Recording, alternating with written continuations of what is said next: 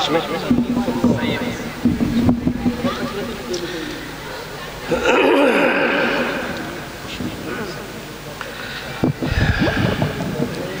بسم اللہ الرحمن الرحیم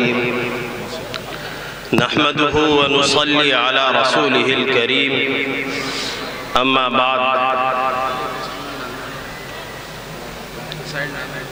آج کی اس نورانی اور تعلیمی بیداری کانفرنس میں آئے ہوئے حضرات علماء اکرام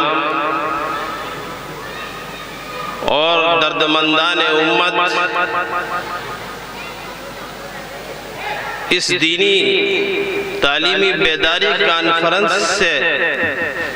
ہمیں کیا سبق لے کر جانا ہے اور ہمیں کیا تیاریاں کرنی ہے،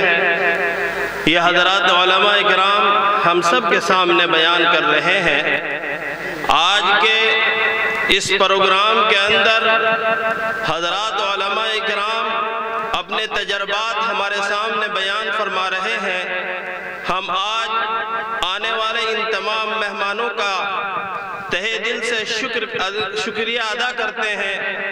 کہ وہ ہمارے درمیان تشریف فرما ہوئے اور اس کانفرنس کے روح رواں حضرت مولانا محمد عابد صاحب دامت برکاتہم العالیہ نے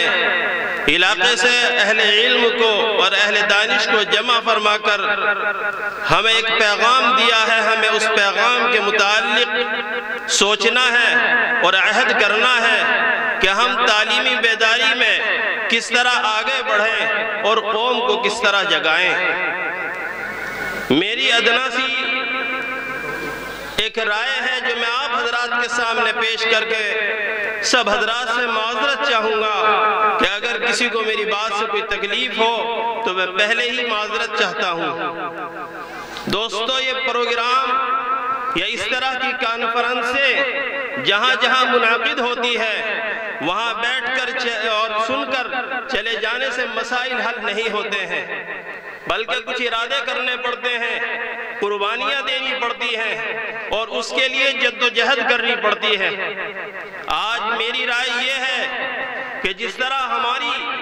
اس دنیاوی زندگی کے لیے عصری تعلیم ضروری ہے، اسی طرح ہماری روحانی تربیت کے لیے دینی تعلیم کی بھی ہمیں ضرورت ہے، مگر یہ کس طرح مسائل حل ہو اس پر غور کرنا ہے۔ ہمیں سبق لینا ہے ان قوموں سے جن قوموں نے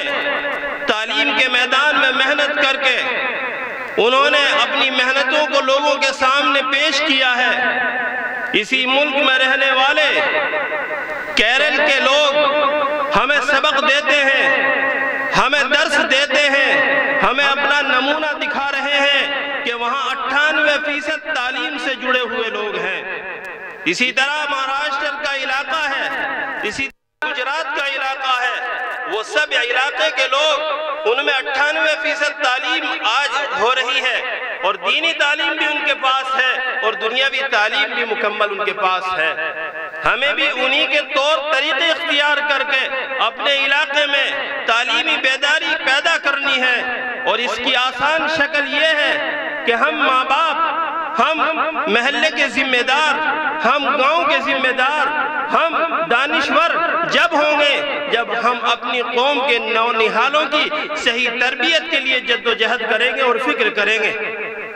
اس کی آسان شکل یہ ہے کہ ہم اذان کے وقت اپنے آپ کو بیدار کریں،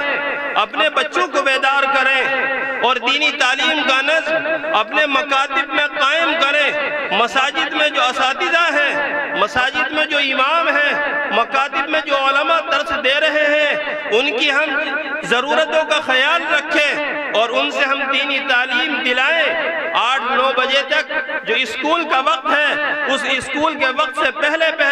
ہم قرآن کی تعلیم اپنے بچوں کو دلائیں، ان کے عقائد کی فکر کریں اور ان کی اچھی تعلیم و تربیت کے لیے اہل علم سے مشورے لیں۔ جو تعلیم سرکاری تعلیم کا مسئلہ ہے، جو عصری تعلیم کا وقت ہے، اس تعلیم سے پہلے ہم اپنے اپنے بچوں کو دینی تعلیم سے آراستہ کر لیں۔ انشاءاللہ اگر یہ فکر ہم نے اوڑھ لی، ہم نے اس فکر کے لیے تیار ہو گئے، تو ہم ان قوموں سے کبھی پیچھے نہیں رہیں گے جو قومیں 98% اپنے بچوں پر تعلیم پر خرچ کر رہی ہے۔ ہم بھی ان سے آگے بڑھ کر تعلیم پر خرچ کریں گے۔ ہم دیکھتے ہیں کہ ہمارے بچے عقل اور ہوش کے اعتبار سے، ذہانت اور امانت کے اعتبار سے بہت مضبوط ہیں۔ یہ بچے جو اپنے سینوں میں قرآن کریم کو محفوظ کر لیتے ہیں، یہ بچے جو قرآن کی تعلیمات حاصل کر رہے ہیں، یہ کسی اس دنیاوی تعلیم حاصل کرنے والے سے پیچھے نہیں رہ سکتے۔ جو قرآن کی تعلیم نہیں حاصل کر رہے ہیں، قرآن کی تعلیم بھی ضروری ہے، دنیاوی تعلیم بھی ضروری ہے، کیونکہ اس سے ہمیں دنیا میں رہنا کا طریقہ سیکھنا ہے۔ جو قومیں آج حکمراں بنی ہوئی ہے، ان کی حکمرانی کا واحد راز یہ ہے کہ انہوں نے تعلیم حاصل کی ہے، اور تعلیم کے ذریعے سے وہ آج ہم پر حکمرانی کر رہے ہیں۔ یہ ملک جمہوری ملک ہے، اس ملک میں اگر ہم آزادی حاصل کر سکتے ہیں تو آزادی کا واحد راستہ ہماری تعلیم ہے، اور وہ تعلیم جس تعلیم کے ذریعے سے ہم اپنے نفع اور نقصان کو پہچان سکیں، ہم اسی طرح دینی تعلیم کے لیے بھی تیار ہوں، اسی طرح ہم اپنی دنیاوی تعلیم کے لیے بھی تیار ہوں۔ انشاءاللہ جلد ہی اپنے بچوں، اپنے نونہالوں کو ہم اعلیٰ تعلیم سے آراستہ کر سکتے ہیں۔ ہم نے اس ہائی اسکول کے اندر انشاءاللہ یہ کوشش جاری کی ہے، اور عہد کرتے ہیں انشاءاللہ چند ہی دنوں کے بعد ہم انٹر کی مانیتا کے لیے کوشش کر رہے ہیں، اور اپنے علاقے کے، اپنے اس گاؤں کے اور دوسرے علاقوں سے آئے ہوئے بچوں کی تعلیم کے لیے جس طرح ہائی اسکول میں تعلیم سے ہم